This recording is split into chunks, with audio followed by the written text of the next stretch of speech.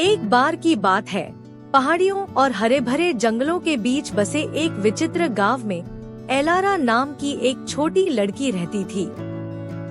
Glenwood गांव एक ऐसी जगह थी जहां हर कोई एक दूसरे को जानता था और हर दिन मुर्गे की बांग से शुरू होता था और झींगुरों की चहचहाहट के साथ खत्म होता था।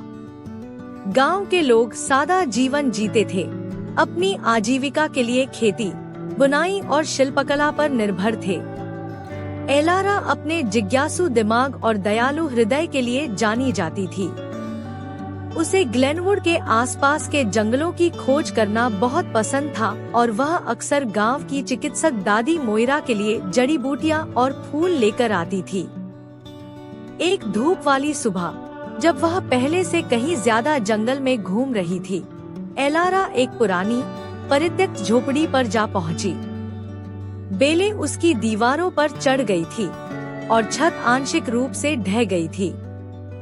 उत्सुकता से वह अंदर चली गई। झोपड़ी के अंदर एलारा को लकड़ी की मेज पर एक धूल भरी पुरानी किताब मिली।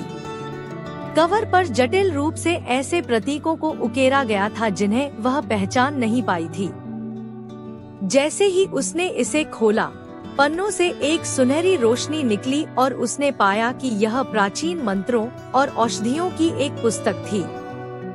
मोहित होकर एलारा पुस्तक को वापस गांव ले गई, दादी मोइरा को दिखाने के लिए उत्सुक। दादी मोइरा ने पुस्तक को तुरंत पहचान लिया। यह गांव के अतीत के एक लंबे समय से खोए हुए चिकित्सक की थी, जिसके बारे में कहा जाता था कि उसके पास असाधारण शक्तियां थीं। दादी मोइरा के मार्गदर्शन से एलारा ने पुस्तक के रहस्यों को जानना शुरू किया। उसने बीमारों को ठीक करने के लिए औषधि, गांव की रक्षा करने के लिए मंत्र और सौभाग्य लाने के लिए मंत्र खोजे। एलारा के नए ज्ञान की बात तेजी से फैली और जल्द ही पड़ोसी बस्तियों के ग्रामीण उसकी मदद मांगने आए। उसने बीमारों को ठीक किया, फसलों को उगाने में मदद की और यहाँ तक कि खोए हुए पालतू जानवरों को भी ढूंढ निकाला। लेकिन एलारा ने कभी भी अपनी शक्तियों का इस्तेमाल निजी लाभ के लिए नहीं किया। वह विनम्र और दयालु रही, हमेशा दूसरों को पहले रखती थी। एक दिन ग्लेनवुड में एक भयंकर तूफान आया। नदी उफान पर थी और ग्रामीणों को डर था कि उनके घर बह जाएंगे। दादी मोइरा की मदद से एलारा ने एक शक्तिशाली सुरक्षा मंत्र का जाप किया। जैसे जैसे तूफान बढ़ता गया, एक जादुई अवरोध ने गांव को सुरक्षित रखा, जिससे सभी सुरक्षित रहे। आखिरकार तूफान गुजर गया और ग्लेनवुड अछूता रहा। गांव वालों ने एलारा और दादी मोइरा की सुरक्षा के लिए आभार व्यक्त करते हुए जश्न मनाया।